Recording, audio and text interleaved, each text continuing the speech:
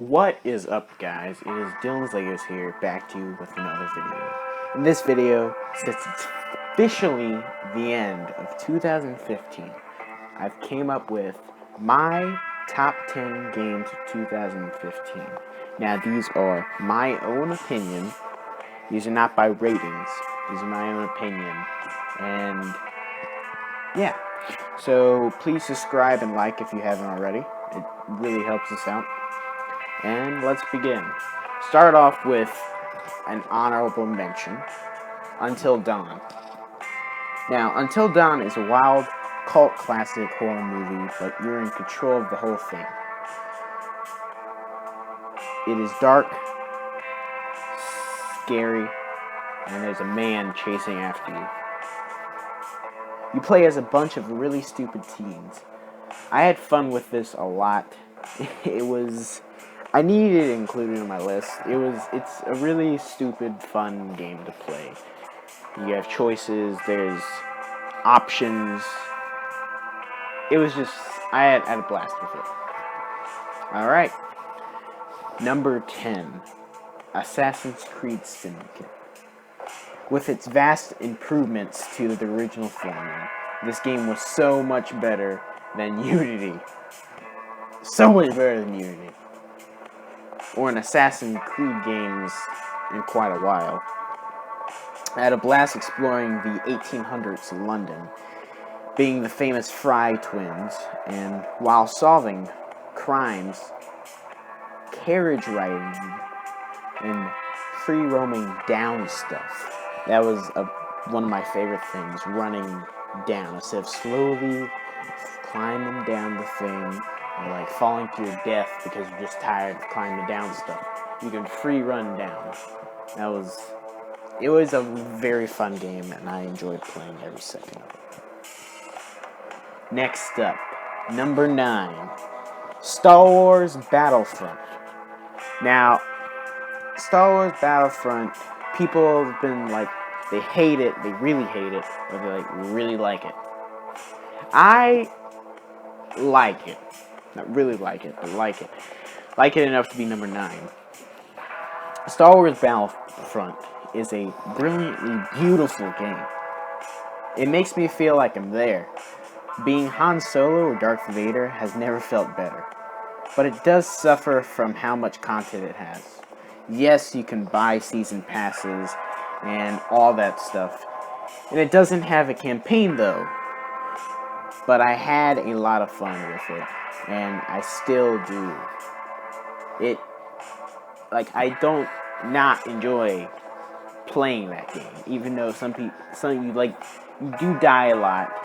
You die quickly too, and I hate when I'm walking and I'm on a kill streak, and then Darth Vader or Luke Skywalker comes out of nowhere and kills me instantly. I'm like, what the heck?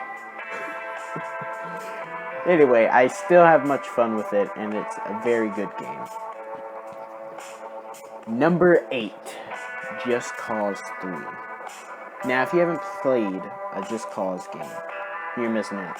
I mean, you can blow up everything. I mean, everything. You can fly out of planes and then turn around and shoot a grappling hook to the plane, to the gas station, and you now have the biggest blast game ever.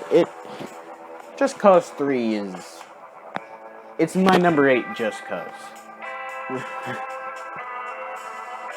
Number 7, Rise of the Tomb Raider. Now, I have an Xbox One. I used somebody else's Xbox One. I had to play this game. Rise of the Tomb Raider is a deeper, immersive action-adventure game that takes place in various places. You play as Lara Croft trying to survive her next big adventure. This time, she's in control of the situation. This time, she knows knows where they're going. This time, you will be the real Lara Croft. And it's a no-brainer to add this to the list. This time, she's not some innocent girl. This time, she's the real Lara Croft. until we see the next game. But this game it looks great. Number 6, Super Mario Maker. You can make your own Mario game. What's not to like? Number 5, Bloodborne. This is a very different version of the old Dark Souls style that we are used to. In this town, it has some werewolf problems, which you have been hired to help deal with. Turns out to be a cover for a plan to create a race of superhumans, near gods, which in the manner of all such plans has gone horribly wrong, leaving you to clean up the mess by following in the footsteps of those who set it in motion. In the course of the game, you fight ever more powerful creatures, while exploring the nature of man, beast, and God, and pondering the intersection of dreams and reality, which Oracle Duck from Reddit has nicely put it. Now, to number 4. Now, these next 4 games I'm gonna say, took me a while to put them in order of where I wanted to go. So here we go. Number 4, Rocket League. This game has been a huge highlight of the 2015 year. All my friends loved playing it together, and racing and soccer combined. Why hasn't nobody else thought about this before?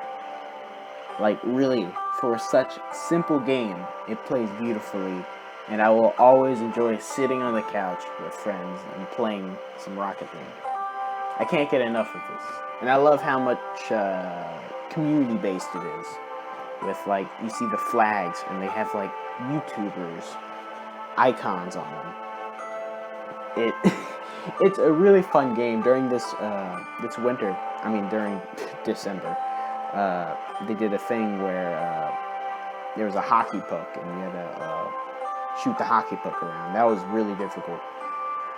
And they're always coming out with new DLCs, and as what they said is, as long as people keep playing their game, they're going to come out with DLCs. That sounds pretty good to me. And they're always coming out with free stuff too. So along with the DLC, you do get an update with some free stuff in it.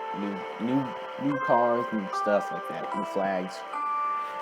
Anyway, Rocket League was a big turning point in streaming, in competitive gaming, and it's just a great game. Number 3, Batman Arkham Knight. Now, I know what you're gonna say, PC gamers. I'm sorry about how it didn't turn out the way you wanted it to launch. You couldn't play the game at all. Being the last Batman game Rocksteady will make, I'm assuming, it went out with a bang. This is everything I wanted from a Batman game and more. Riding around in the Batmobile, kicking everyone's butt while doing it is just marvelous. And I couldn't ask for anything better. Number 2, Metal Gear Solid 5: The Phantom Pain. This game's time is up. It ties up all the loose ends. It's engaging, beautiful.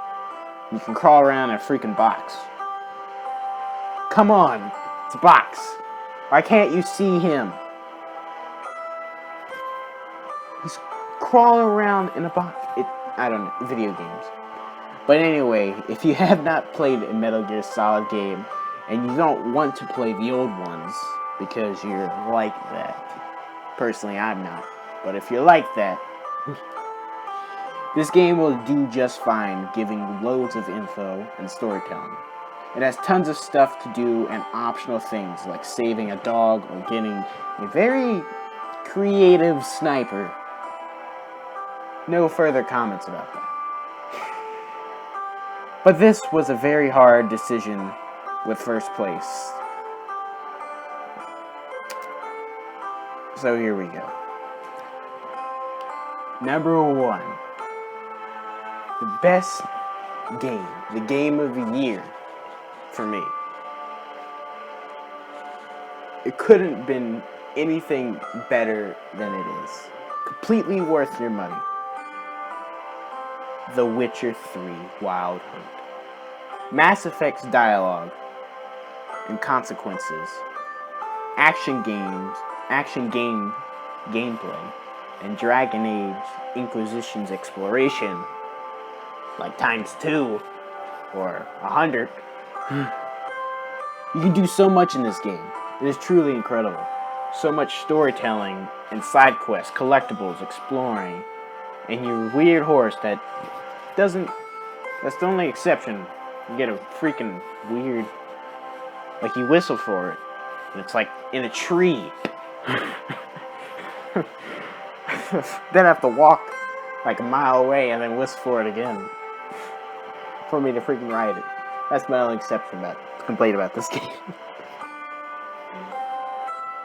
This game is worth the game of the year. This is worth the $60. And it has tons of free DLC.